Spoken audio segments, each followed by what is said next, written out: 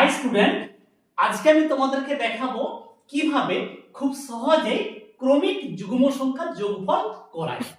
তার আগে তোমাদেরকে জানতে হবে ক্রমিক মানে কি এবং যুগ্ম মানে কি।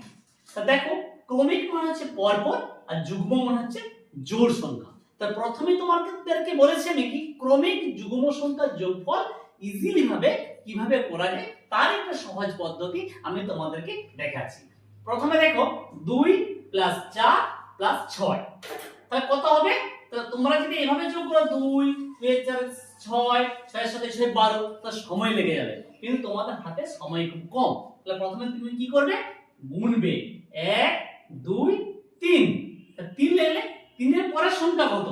3 এর পরের সংখ্যা 4, তা 3 গুণিত 4 ইকুয়াল টু 12।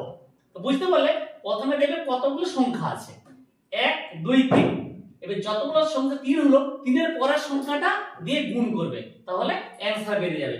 তারপর দেখো 1 2 3 4 5, তা 5 লিখলে 5 এর পরের সংখ্যা 6, তখন 5 6 30। এরপর দেখো 1 2 3 4 5 6 7, 7 এর পরের সংখ্যা 8 আর 7 এ 56।